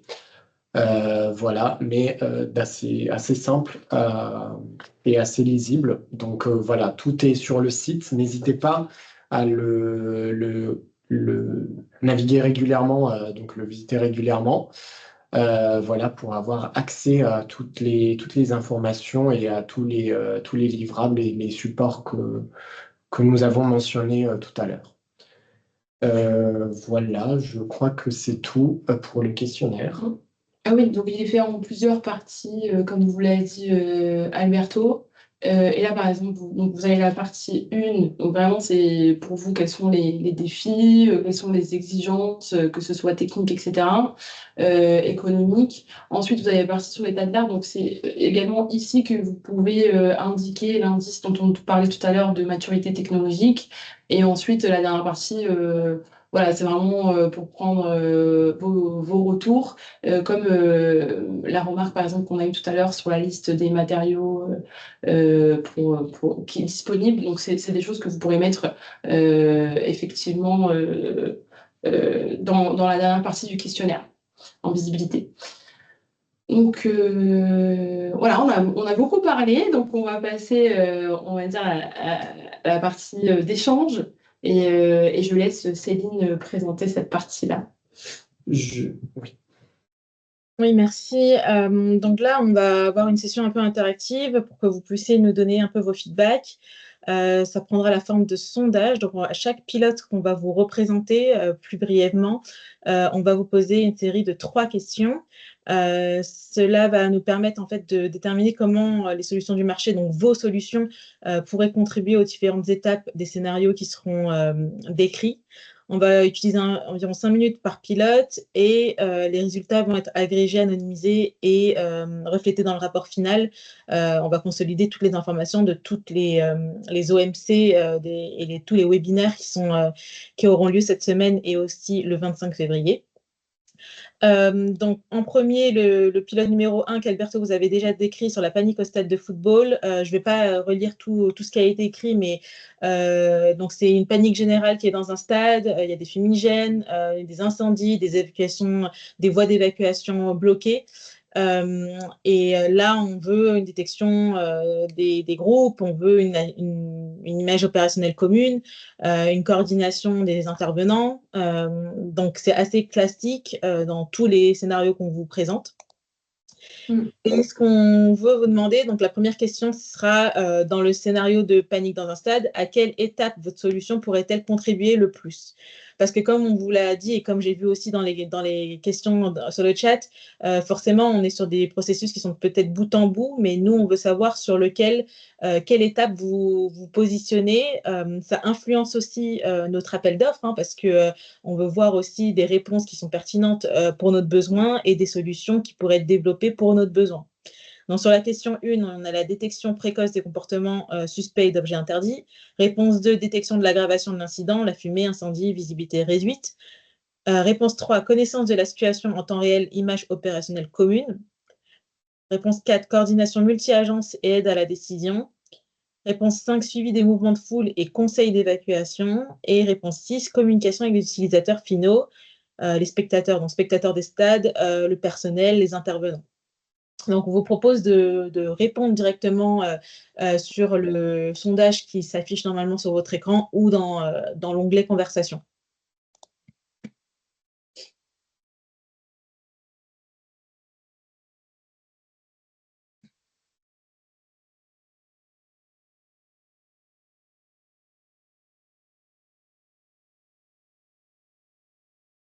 Il y a toutes les questions qui se sont affichées dans le chat, hein, mais n'hésitez pas déjà à répondre à la première.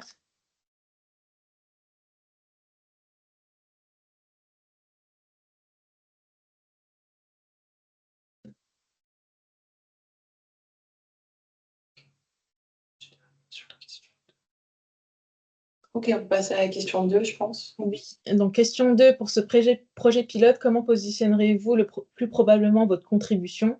Donc, soit en fournissant une technologie ou un composant spécifique, soit en intégrant plusieurs technologies dans une solution, soit vous fournissez des capacités d'analyse ou d'aide à la décision, soit soutenir le déploiement opérationnel et la validation, ou vous êtes encore en train d'étudier la manière dont vous pourrez apporter votre contribution. Et là, cette question-là, elle s'adresse aussi si vous avez seulement une brique technologique, est-ce que vous en avez plusieurs? Est-ce que vous pensez peut-être être plus fort sur une des briques technologiques plus que d'autres? Donc, je vous laisse répondre sur cette question 2.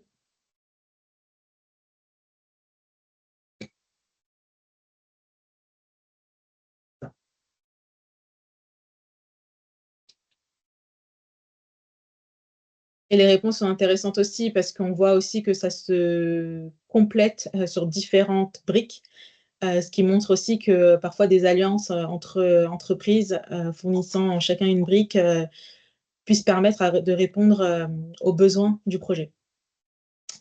Question 3, je te laisse l'afficher. En ce qui concerne ce pilote-là, est-ce que votre solution peut être décrite comme suit? Donc, est-ce qu'elle est déjà utilisée dans des environnements opérationnels comparables? Donc là, on parle d'un stade, par exemple. Applicable avec adaptation ou intégration. Réponse 3, un composant qui prend en charge une partie du flux de travail, donc une partie du process. Et réponse 4, encore en cours de développement ou conceptuel. Il n'y a pas de mauvaise réponse, donc ça dépendra de où vous en êtes, si vous êtes en train de développer, si c'est déjà déployé, si...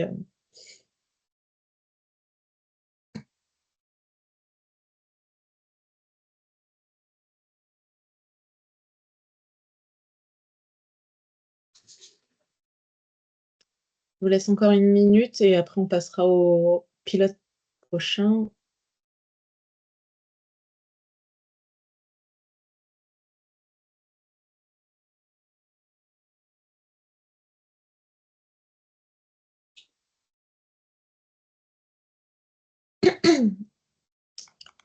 Alors, juste 1 minute encore parce que je crois que j'ai 6 réponses.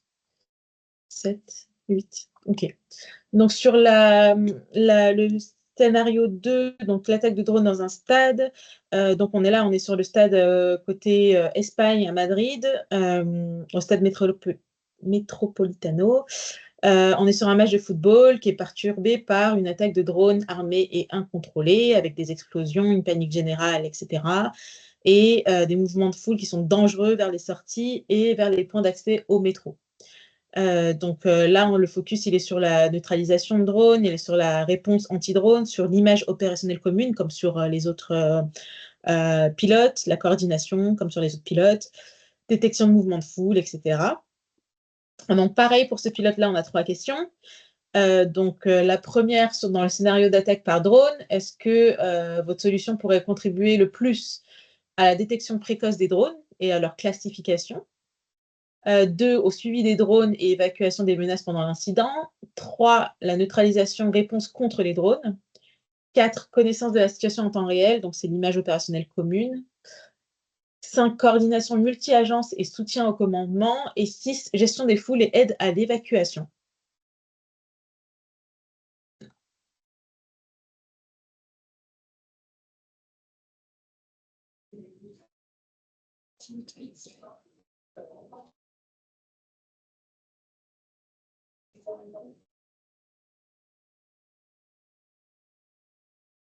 On a 7 réponses pour l'instant.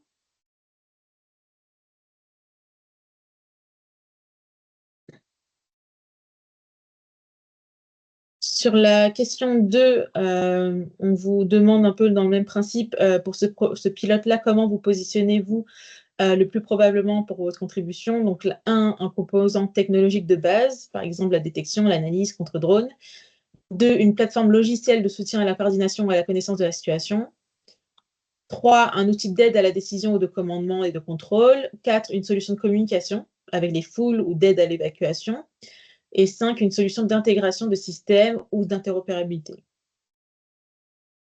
C'est notamment le cas si vous êtes intégrateur de solutions et que vous n'avez pas forcément la brique technologique de détection ou d'alerte, de communication, etc. Je crois que la question 2 n'a pas... Ah ben, elle vient d'être publiée.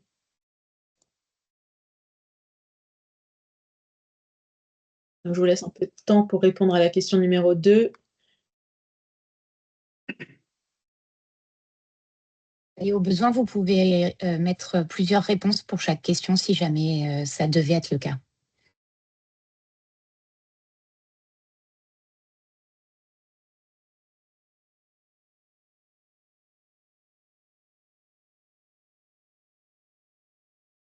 Pour la question 3, donc c'est le même principe. Est-ce que votre solution en numéro 1, elle est prête à être adaptée et testée dans un environnement opérationnel réel?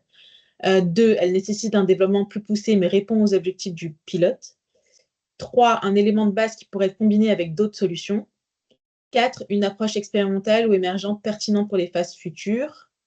Et 5, pour l'instant, non applicable à ce projet et à ce pilote.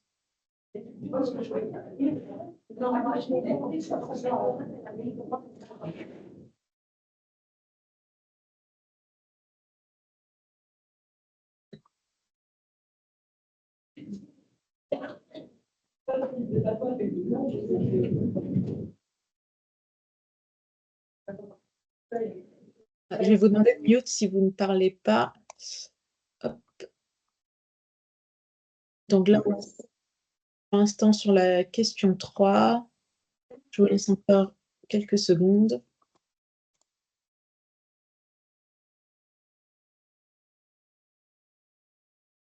Sur le pilote 3, donc c'est sur le pilote qui se passe entre le ministère de l'Intérieur français et SNCF. Donc là, on est sur une gare avec des attaques simultanées au couteau à l'intérieur de la gare et dans les rues avoisinantes. Là, on a besoin d'une intervention rapide et une identification des personnes, mais aussi une aide à l'évacuation de la foule. Si on est, par exemple, sur un départ en vacances, forcément, toutes les gares sont extrêmement bondées avec beaucoup de voyageurs. Donc, on a besoin de comprendre rapidement la situation, d'avoir une fusion de données, d'avoir toutes les données pour pouvoir prendre une décision. On a un partage d'une image opérationnelle commune, coordination multi-agence, donc c'est assez classique pour tous les pilotes, surveillance du comportement de la foule, de l'affluence, et une gestion intelligente des flux d'évacuation, parce que forcément, on a plusieurs sorties et beaucoup, et donc il faut pouvoir mener les personnes et les voyageurs vers les bonnes voies d'évacuation. Pour les questions, donc le premier, donc dans la question 1, dans le scénario d'attaque au couteau, à quelle étape votre solution pourrait-elle contribuer le plus? Donc, en premier, la détection précoce de l'incident et les premières alertes. 2, compréhension rapide de la situation et fusion des données. 3, image opérationnelle commune. 4, coordination multi-agence et aide à la décision.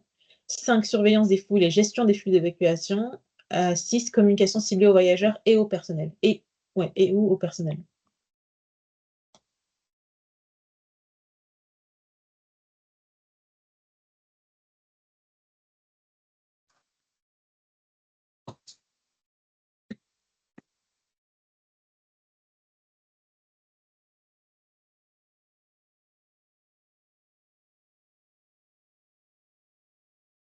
La question 2, donc pour ce pilote, comment vous positionnez-vous par rapport à votre contribution? Donc, 1, une plateforme de base qui soutient la coordination multi-agence.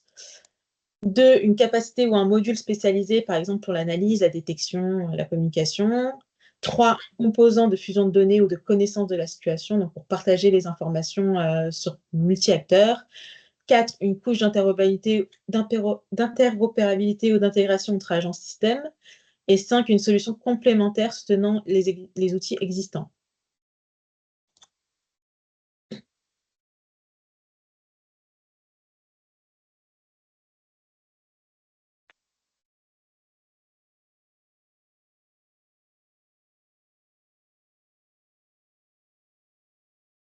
Donc, pour rappel, on est sur énormément de briques. Donc là, vos réponses, elles nous permettent aussi d'influencer l'appel d'offres qui est encore en cours de construction et aussi nos besoins. Parce que forcément, on veut des solutions et des fournisseurs technologiques qui vont répondre à notre appel d'offres et qui vont développer des solutions qui sont pertinentes pour notre besoin. Question 3, donc on vous demande si votre solution, elle est plutôt principalement basée sur des logiciels, donc du software. 2, principalement basée sur du matériel, hardware, une solution combinée, matériel, logiciel. 4, une solution axée sur les données, l'analyse, l'IA. Et 5, une solution orientée service ou support opérationnel.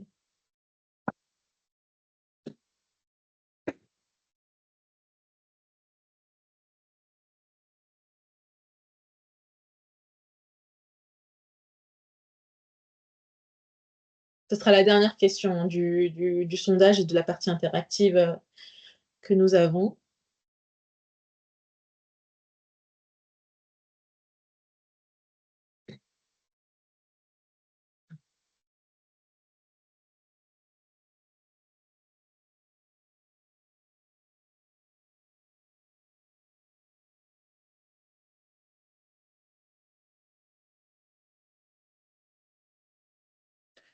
Juste pour préciser, bon là, on a posé différentes questions par rapport aux différents pilotes, donc c'est un petit peu des réponses très brèves et superficielles. Et n'hésitez pas, dans le questionnaire, il y aura beaucoup plus de questions, beaucoup plus d'espace à développer les différentes réponses que vous avez sélectionnées aujourd'hui. Là, c'est un petit peu une analyse, on va dire, primaire des choses.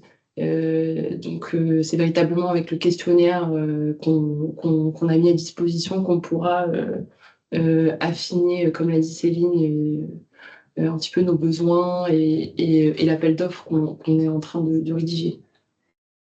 Vous avez le lien du RFI, donc du questionnaire qui a été partagé dans le chat par Azra. Donc, n'hésitez pas à y répondre, je crois que c'était avant mars. 12. C'est le 12 mars. 12 mars. Oui, avant le 12 mars. Je pense que c'est bon pour les questions et réponses. On peut passer à l'étape suivante des questions dans le chat. Oui, je vais pouvoir, si c'est bon pour toi, Céline, je vais reprendre les questions.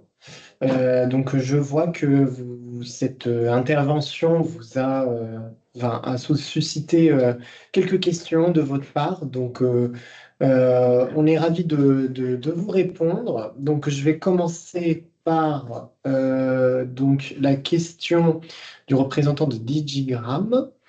Donc, j'aimerais savoir si une solution doit répondre aux 3 pilotes ou au minimum 1. Donc, Céline, peut-être que tu peux répondre à cette question directement. Oui, donc en gros, je pense que dans les différentes phases de PCP, ce qu'il faut comprendre, c'est que la phase 1, c'est la partie design de solution. Donc là, on va être plus sur de l'affinage des spécifications fonctionnelles et techniques avec les minimum 5 des fournisseurs qui seront sélectionnés. En phase 2, on a le prototype. Donc, on va tester les solutions chez nous, côté SNCF. Et côté, en fait, on a 3 pilotes, donc forcément, on ne va pas faire tous les pilotes dans toutes les phases. C'est en phase 3 que les pilotes, les 3, seront testés opérationnellement. Donc, vous devez répondre aux 3 pilotes. Parce que chaque ministère, donc ministère slovaque, ministère espagnol et ministère français, a son pilote, a son scénario.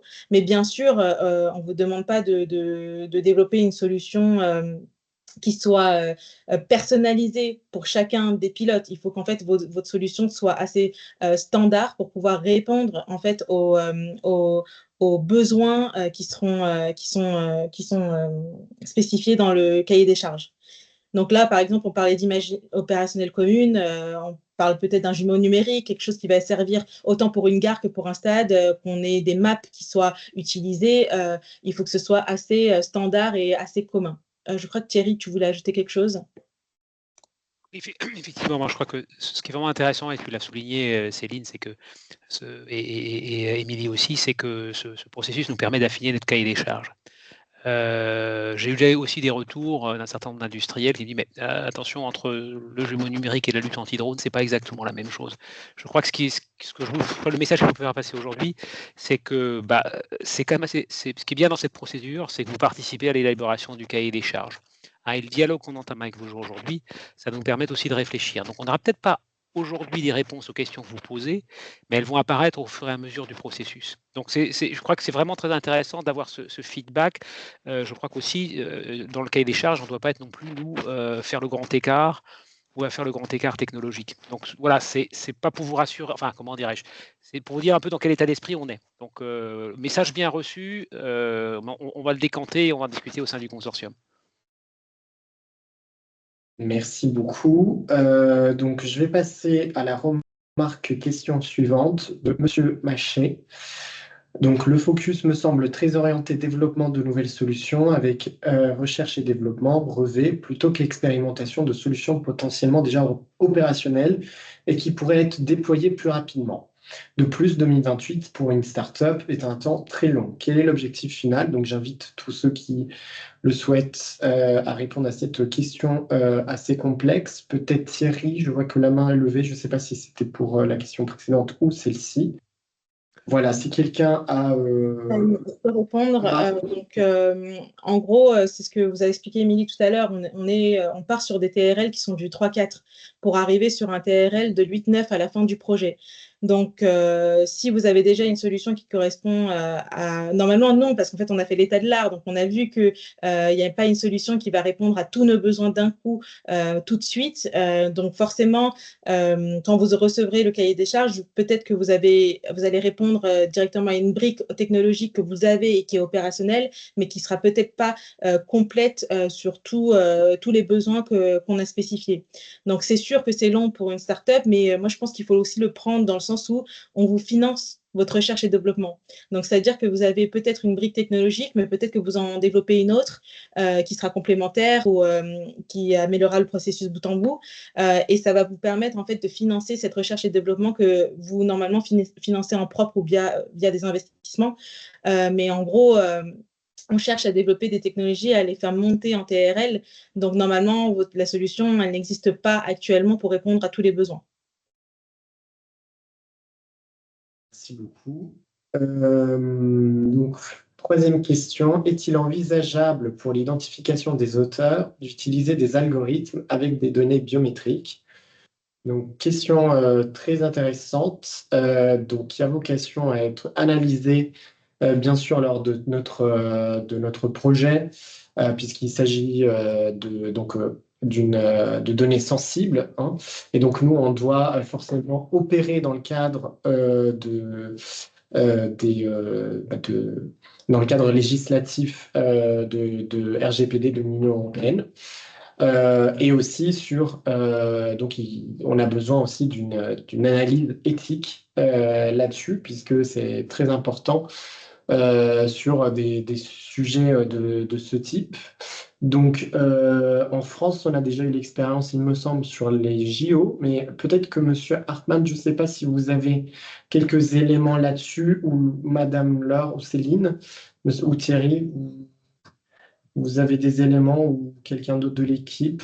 Je pense que on pourra avoir accès et les utiliser, mais dans un cadre très très strict. Voilà, je vous laisse répondre.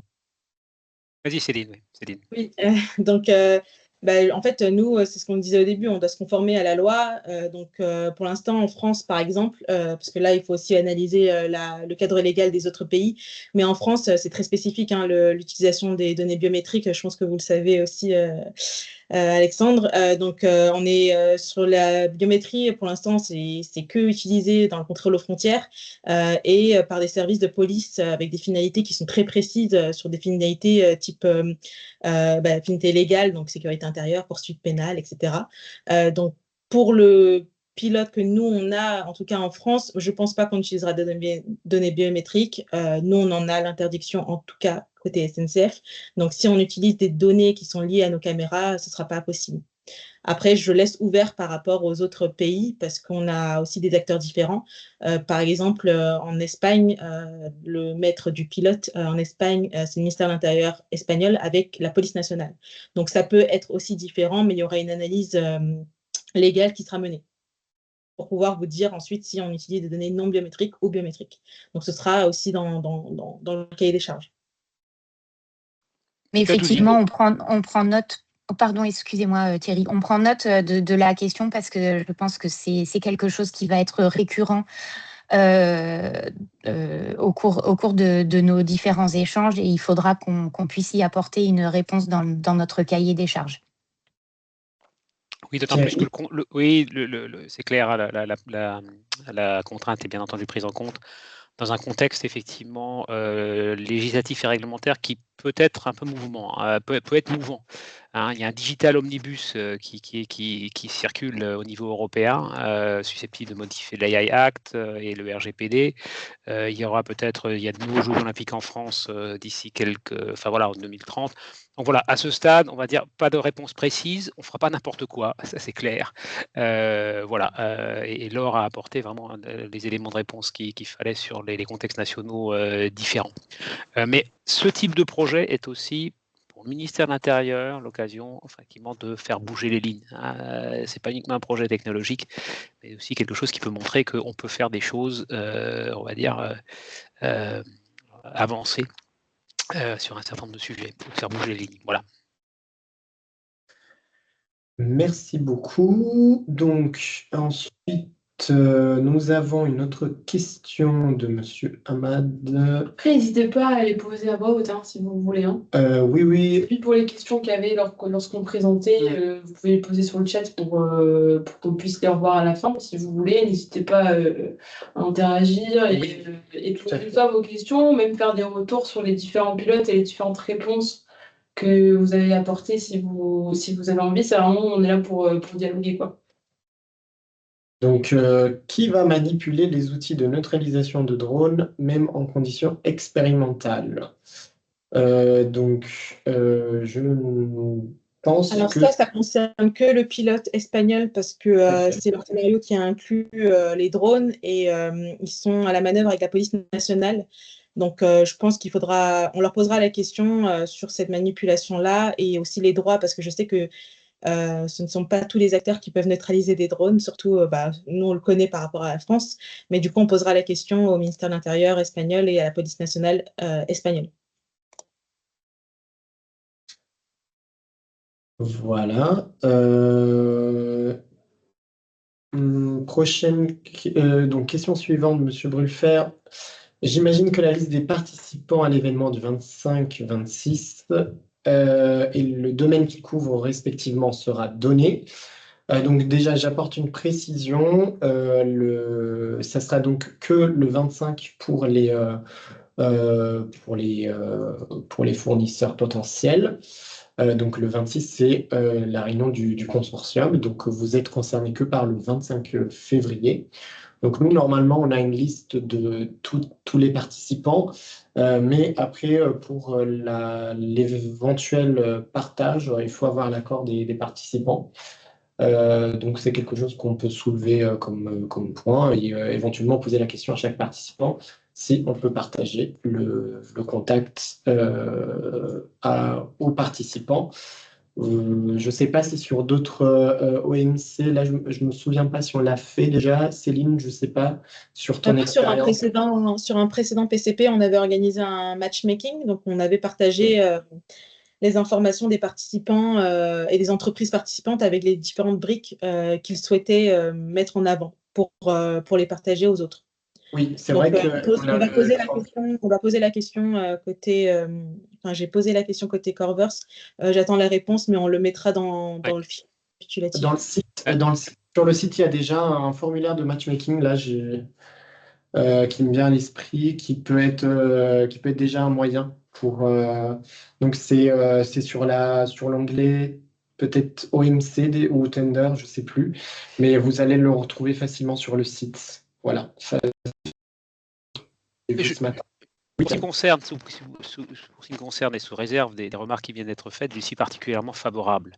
Je pense qu'effectivement, là, on est un OMC français, je suis très européen, mais si cette séquence permet de monter des consortiums français, ne pas oublier notre pavillon national. Donc il est clair que le 25 et tout le processus qui est mis en place, si ça favorise effectivement le montage de consortiums franco-français, puisque sont présents autour de la table des gens qui ont des briques technologiques, hein, ça voit les réponses au sondage, je crois que la séquence du 25 et tout ce qui pourra être fait après, permettant de rapprocher des fournisseurs, sera intéressant. C'est aussi pour nous, effectivement, une capacité d'expérimenter cette approche.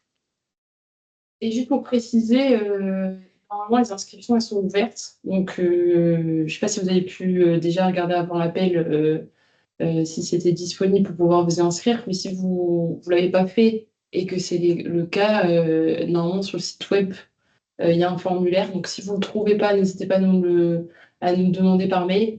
Mais en tout cas, voilà, les inscriptions, elles sont déjà ouvertes. Et voilà. Juste pour préciser, je viens juste de recevoir la réponse concernant la publication. Donc, la liste des participants ne sera pas publiée publiquement, mais en tout cas, les participants qui se sont enregistrés à l'événement auront les informations des autres participants. Comme ça vous permettra en fait de pouvoir peut-être créer des rendez-vous ou contacter les personnes pour pouvoir former des consortiums ou discuter des différentes briques technologiques. Et on vous a mis les liens du site chez le PCP et également le lien du matchmaking qui vous permettent de dire si vous cherchez à joindre un consortium, si vous avez quelque chose à proposer, qu'est-ce que vous cherchez. Donc, c'est hyper important de le remplir, comme ça, vous aurez accès aux informations des autres, en tout cas des contacts, pas forcément de ce qu'ils écrivent. Très bien. Donc, on a la question aussi de M. Hulot à laquelle on a déjà à peu près répondu, puisque cela concerne les avancées légales liées à la vidéosurveillance algorithmique. Donc, on mentionne ici la prolongation de la loi JO qui semble bientôt votée, mais qui reste une solution temporaire. Voilà, on l'a déjà évoqué. Et donc, il ajoute, travaillant déjà sur un projet similaire, c'est le principal point bloquant actuellement pour faire avancer la recherche et développement sur ces sujets, détection de mouvements de foule, détection d'actes violents. Donc, je pense que M. Hartmann et Céline donc, veut ajouter quelque chose. C'est pas tout à fait la même question parce qu'on était sur plutôt la biométrie, etc. et Oui, c'est vrai. Les drones. Mais là, on est sur la vidéosurveillance algorithmique, donc on a le même souci que vous, même côté SNCF.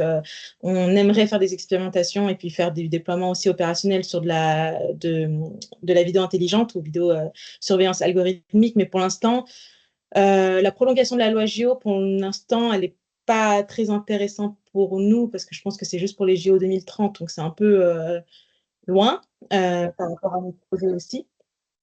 Et pour l'instant, il y a des débats qui sont faits avec le ministère de l'Intérieur, le ministère des Transports sur une éventuelle loi ou des ajouts ou des décrets. Donc, on est aussi en attente de ces éléments-là. Donc, c'est en cours pour l'instant. Voilà, donc le contexte un peu mouvant, comme on a souligné. Mais donc, ça démontre aussi que ces projets permettent aussi de faire bouger les lignes et de faire évoluer notre contexte législatif, puisque les législateurs, différents législateurs européens, seront à peu près obligés de prendre en compte ce qui se passe actuellement et éventuellement faire évoluer le cadre législatif, sachant qu'on évolue dans le cadre européen aussi. Voilà, donc là je passe vous avez répondu à différentes questions. Merci, c'était une étape importante pour donc la réponse au sondage, puisque pour l'étude pour la prise en compte de votre vision aussi, il faut suivre un cadre méthodologique assez précis. Donc merci pour vos réponses au sondage. Je ne vois pas d'autres questions. On a M. Brulfer aussi qui a posé une question qui a été peut-être répondue par la chaîne d'innovation. Il demande comment est gérée l'API, donc la propriété intellectuelle. Je crois qu'on n'a pas apporté d'éléments là-dessus, il me semble. Où je me trompe, Céline? Non, on n'a pas encore répondu à cette question. Voilà, donc les questions liées à la propriété intellectuelle, c'est un sujet qui est aussi pris en compte, évidemment. Je ne sais pas, Céline, si tu veux apporter des éléments. Pour l'instant, elle n'est pas encore Suspens. définie, la propriété intellectuelle. Quelqu'un voulait répondre, pardon, je suis désolée. Pardon, j'avais oublié de fermer mon micro. Pardon, Céline. Donc, pour l'instant, elle n'est pas entièrement définie. Juste pour vous donner un peu des feedbacks d'anciens PCP qui ont été menés, souvent l'API, la propriété intellectuelle appartient au fournisseur. Elle n'est pas cédée, en tout cas, au consortium. Donc, vous la gardez. Par contre, il y a aussi des négociations par rapport aux contreparties qui peuvent être demandées. Et là, je vous donne juste un exemple, et ce ne sera pas forcément le cas pour Shield PCP, mais par exemple, sur un ancien projet, on avait eu le droit à des licences gratuites à vie après le projet, sans MCO, sans maintenance, etc. Donc, juste le produit développé à la fin du PCP, on avait cette licence-là, mais on n'avait pas le droit aux autres évolutions. Donc, mais par contre, l'API restait au niveau des fournisseurs. Mais ce sera à définir ici pour Shield PCP. Je pense que ce sera assez similaire. Hein, on ne prendra pas l'API pour le consortium. Ensuite, il y a une autre question, on parle d'achat d'innovation. Oui, on y a répondu pour le TRL. Samuel Machet qui demande pas de financement des expérimentations. Alors, qu'est-ce que vous entendez par expérimentation? Parce que sur le principe du PCP, la phase 1, c'est du design de solution. La phase 2, on est déjà sur du prototype. Et la phase 3, on est sur du expérimentation, déploiement opérationnel. Donc, on les finance, oui, à travers le PCP, à travers le budget du PCP. Donc, n'hésitez pas. Il a dit OK. Je vois OK, donc peut-être que il me semble bien qu'on a tous les éléments. Et aussi, Madame Lazarova, est-ce que les budgets par phase seront disponibles? Donc, oui, Céline. Oui. Donc, ils seront visés dans le document d'appel d'offres. Donc, vous aurez en fait le découpage du budget par phase, avec aussi le nombre minimum, c'est ce qu'on vous a dit. Hein, normalement, il y en a minimum 5 en phase 1, 3 en phase 2 et minimum 2 en phase 3. Et du coup, chaque budget sera divisé par le nombre de fournisseurs qui sera gagnant pour chaque phase. Et je crois qu'on a loupé aussi une question juste un peu au-dessus. Est-ce bien le marché des 27 États membres qui est adressable à terme pour le PPI? Moi, je ne suis pas familière avec ce sujet-là de PPI, donc je ne sais pas si quelqu'un sait. Oui, c'est bien l'ambition. En fait, il y a une très forte volonté de la Commission européenne de favoriser les achats publics transfrontaliers communs. Elle enseigne qu'il y a des appels à projets dédiés à ces achats, soit d'innovation, d'innovation sur les appels à projets Horizon Europe cette année. Ça n'a rien à voir avec Shield, mais voilà. L'atterrissage de Shield, c'est bien un PPI, hein, parce que c'est vraiment une priorité de la Commission. Donc, et en mettant en place ce type de financement, son objectif est bien de favoriser la constitution d'un marché unifié, un marché européen des solutions de sécurité, la promotion de champions européens dans le domaine des solutions de sécurité. C'est pour ça qu'elle finance effectivement l'achat d'innovation et qu'elle met l'accent à la fois sur ces processus d'achat d'innovation en tant que tel, mais aussi à terme dans une dimension transfrontalière. Donc, je veux dire, pour ce qui nous concerne, l'atterrissage de Shield PCP, c'est un PPI, alors effectivement, qui vise à mettre autour des acheteurs, on va dire, initiaux que sont le ministère de l'Intérieur espagnol, le ministère de l'Intérieur français, le ministère slovaque, la SNCF, d'autres acheteurs publics. C'est bien l'objectif. Très bien. Donc, merci beaucoup. Donc, vous le voyez, donc là, pour l'instant, on n'a pas d'autres questions. N'hésitez pas à réagir. Évidemment, comme Léla l'a bien précisé, c'est important d'avoir une interaction, puisque le dialogue commence aujourd'hui, hein, pour ce qui concerne la partie en français. Et après, ça va continuer sur tous les éléments que nous avons présentés. Donc, comme vous pouvez le voir, ici, on a des enjeux d'intégration du marché européen, de renforcement de l'industrie européenne, la coopération industrielle, la coopération entre les pouvoirs publics, qui ont évidemment ont des lectures et des manières d'opération et de déploiement de leurs forces différentes, mais qui peuvent s'entendre sur des grands sujets, sur des grandes lignes d'opération, en termes d'opération. Donc voilà, surtout les enjeux sont les mêmes au niveau européen en termes de sécurité des personnes et des libertés publiques. Voilà, donc, et évidemment, notre boussole, c'est toujours les grands principes de la commande publique. Vous l'avez bien vu, tout ce que on a fait aujourd'hui et qu'on fera aussi dans les prochains jours, c'est vraiment en application voilà, des grands principes hein, qui sont communs aussi à tous les États de l'Union européenne. Donc liberté d'accès, transparence, liberté et égalité de traitement. Voilà, donc tout est fait pour que vous puissiez vraiment participer au maximum à cet appel d'offres et voilà, qu'on puisse aussi élaborer le bon cahier des charges et voilà, mettre en place une réelle coopération sur ces sujets qui sont très, très importants aujourd'hui, hein. Donc, voilà. Donc, n'hésitez pas à réagir. Je ne sais pas s'il est là d'autres éléments à rajouter ou d'autres membres de l'équipe. Non, j'allais juste dire s'il y a des questions encore, on a encore un petit peu de temps. Si ce n'est pas le cas, ben, on va conclure. Donc voilà.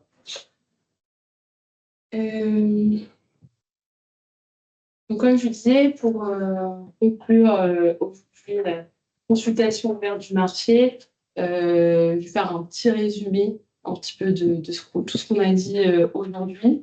Donc, la consultation ouverte du marché et plus largement le projet SHILD PCP vise à mieux comprendre les capacités, la maturité technologique et le potentiel d'innovation du marché pour relever les défis qu'on a énoncés notamment grâce aux pilotes.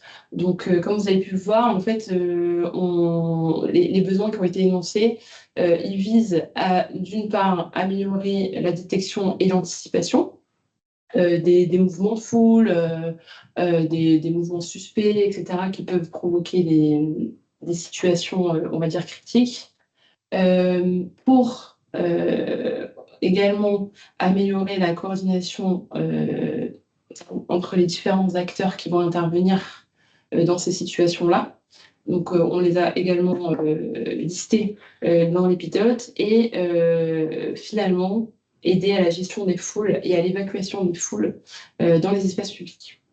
La consultation ouverte du marché, en fait, c'est un processus exploratoire non contraignant. Donc, comme on l'a dit, le but, c'est d'avoir un dialogue, de vous énoncer, nous, quels sont nos besoins, et recueillir aussi des informations de votre part sur ce qui est déjà existant, vos connaissances en général, et pouvoir, grâce à ça, nous aider à affiner, d'une part, les exigences fonctionnelles, évaluer la faisabilité et l'état de préparation technologique.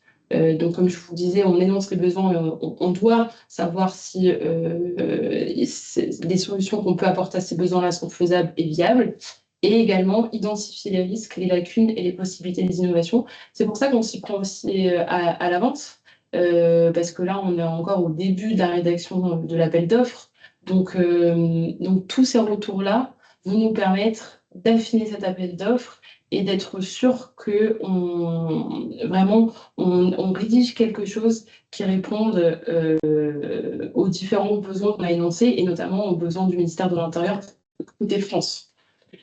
Donc la participation à l'événement d'aujourd'hui et à l'événement à Paris, elle ne crée aucun avantage ou inconvénient pour les futures procédures de passation de marché. Vraiment, c'est de simplement dialoguer et de présenter et le projet, les besoins et d'avoir vos retours. Mais en aucun cas, il n'y aura d'avantage ou inconvénient lorsqu'on publiera l'appel d'offres. Les prochaines étapes, donc on les a déjà énoncées précédemment. Là, le but, c'est qu'on vous a fait un petit résumé à la fin de la présentation pour pas que vous ayez à revenir sur les slides si besoin. Donc, comme on le disait, il y a le questionnaire qui est disponible, donc de demande d'information. Donc, c'est là où vous allez pouvoir, on va dire, donner vos retours de manière un peu plus explicite. La deadline, c'est le 12 mars. Nous, de notre côté, avec l'ensemble des webinars et l'OMC à Paris, on va analyser et consolider toutes les réponses que nous avons reçues et également les réponses du questionnaire pour présenter ces conclusions en mars 2026. Et ces résultats-là, ils vont finaliser notre stratégie de passation de marché, affiner les exigences techniques et dans une plus grande mesure, nous aider à préparer la documentation de l'appel d'offres. Toutes les mises à jour, elles seront communiquées sur le site SHILD PCP. Franchement, je vous encourage à aller sur le site web. Il y a pas mal d'informations sur le projet, sur les prochaines étapes. Donc, n'hésitez pas à aller faire un tour sur le site et on reste bien entendu disponible par mail pour répondre à vos questions et dialoguer encore. Hein, là, c'est vraiment le point de départ, mais après, on pourra dialoguer encore si besoin. Donc voilà pour nous. Merci encore d'avoir participé à la réunion. J'espère que voilà, ça a été clair et que les besoins et le projet vous semblent un peu plus maintenant clarifiés. Et on attend vos retours avec impatience.